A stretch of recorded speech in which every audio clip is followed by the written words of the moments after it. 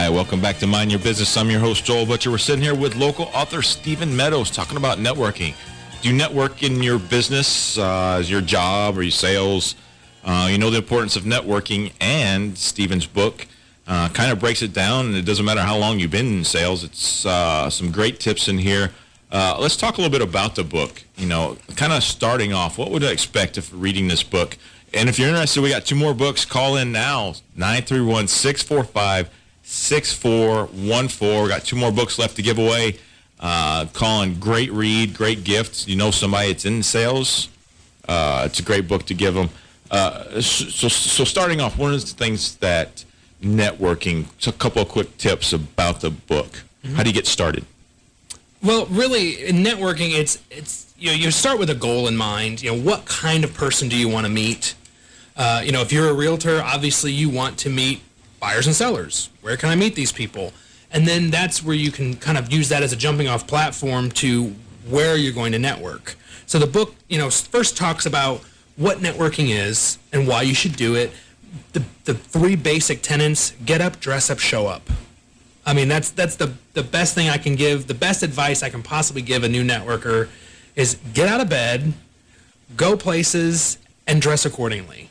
I mean, it's very simple, and those are the basic tenets. I mean, obviously that in itself is not going to give you business, but it will certainly set you off on the right foot. But let me expand on that a little bit. When you're networking, for instance, a realtor, you brought that example up. Buyers and sellers. You're looking for somebody selling a home, you're looking for somebody to buy a home. But there's so much more to it, and so many people have blinders on when they look at their field, but there's things that connected to it. For instance, American Home Shield has to do with realtors. Mm-hmm. You look at maintenance, lawn and care, roofers. It's all one big network. You want to be able to network with more people that branch out, that connect with your business, because you go to a homeowner and they say, hey, we want to sell our home, but we need a new roof. If you're a realtor, you say, hey, I got a great roofing company, or hey, you know what, I got a great plumber. Or if you're a property manager like Keystone Realty, they have that network. They have those different veins that branch out, and so many people, I feel, pigeonhole themselves where they say, hey, I'm just interested in buyers and sellers. But yet the more people that are within that shelf of your business and your industry, it's almost like getting a little kiosk of yourself out there, right? Oh, yeah, and I agree. Basically, if let's just carry forward with the realtor example. If you're a realtor, obviously you want to make sales. So you start with your sphere of influence. Most realtors should know that terminology. It's in the book. It's basically the people you know, friends, family, relatives, stuff like that. Well, those are people, obviously, that you let them know you're in the business and all that.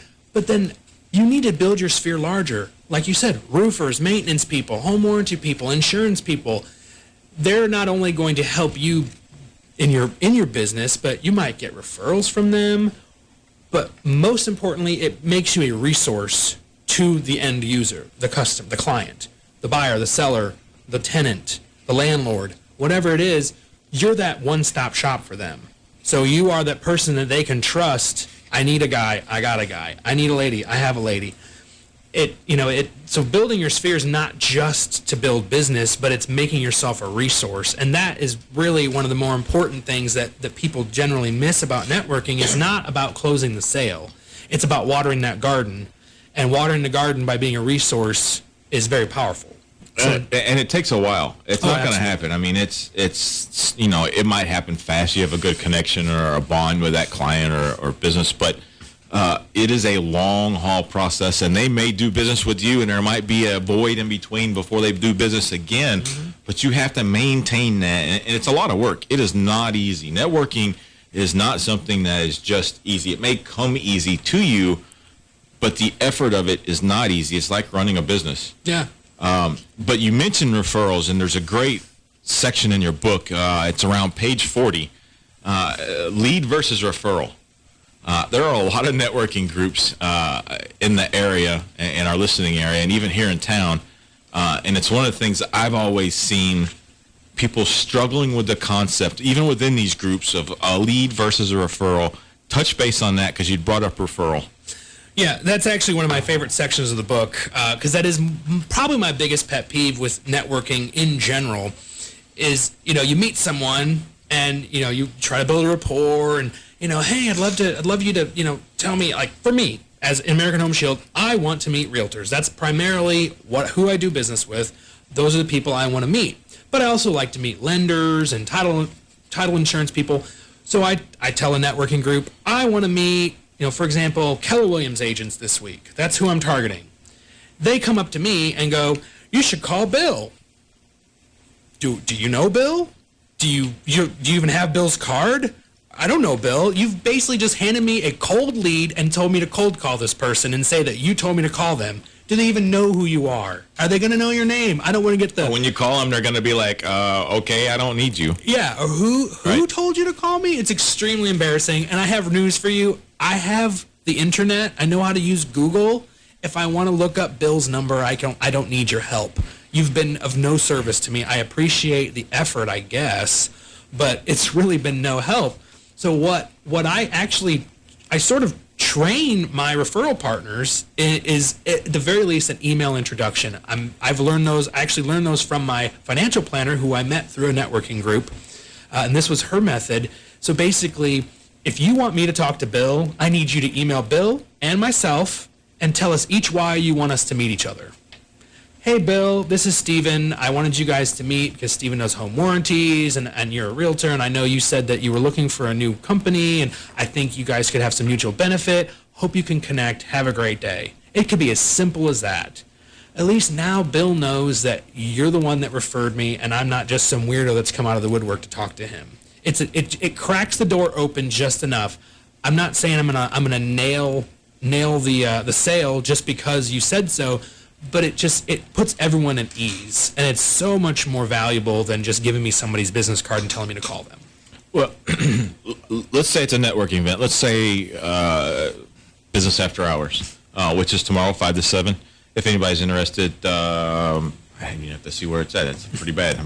I'll find out where it's at after break, and I know it's at one of the car dealerships here. But anyways, you're at one of these events. How do you not become the obnoxious business guy on a mission to network?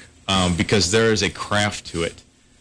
You want to network, you want to hang out, but you want to not just waste your time, because time is limited especially if you own a business or you're in sales and you're working on commission. It's part of your process. But how do you not become that obnoxious business guy, but you still get the point across, and you're not just sticking cards in strangers' faces? Well, it's important to set the right expectations for networking events like that. You're not going to make a sale over a glass of wine on a Friday night or whatever. I mean, that's just not the place and time to do business. But what you can do is make an impression. And the best way you can make an impression on someone is to show interest in them.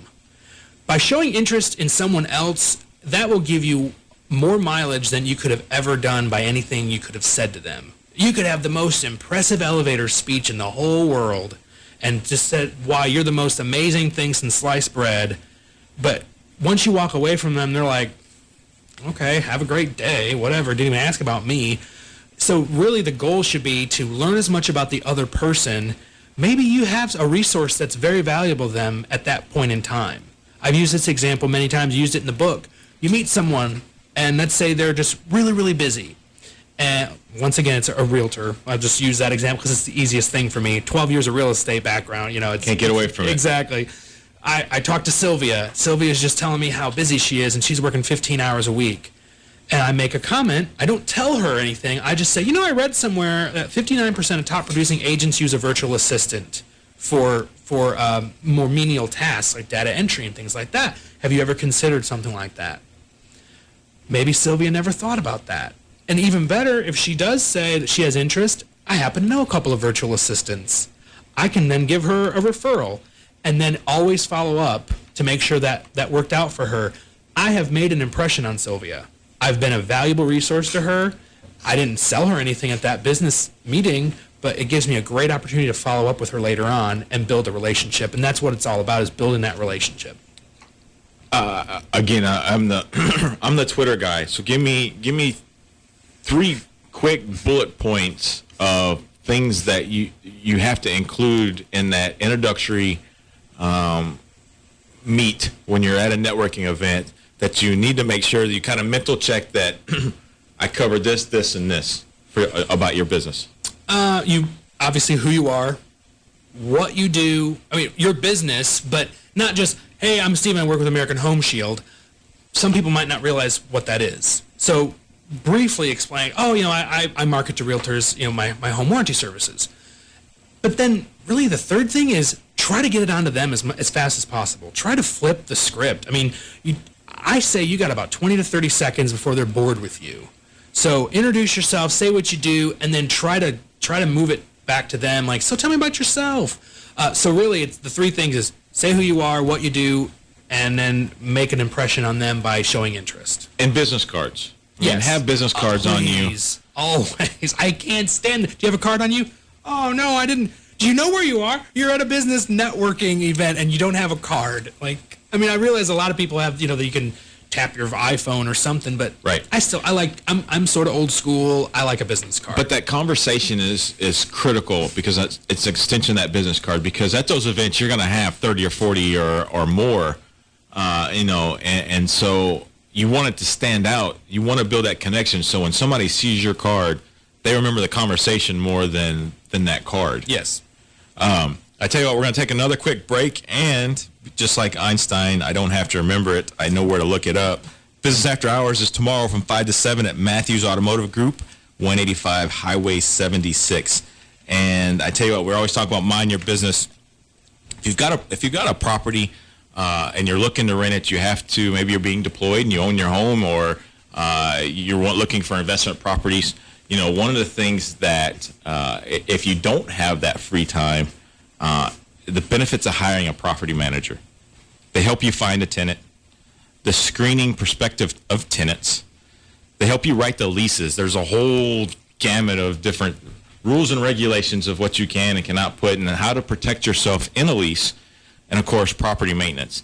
And one of the best groups in the area to do it is Keystone Realty and Management. They're the best. They're right here in town. They're sponsor our shows, and those tips are sponsored by Keystone Realty Management. And you're listening to Mind Your Business. We're sitting here with Stephen Meadows. Meet More, Make More, talking about more of his book. When we come back, I'm going to get into the social media. Keep business and personal pages separate. I don't know how many times we've talked about that on the show, but you've got some great points, and it's just hilarious, the things that I see on Facebook. But listen to Mind Your Business. We'll be back in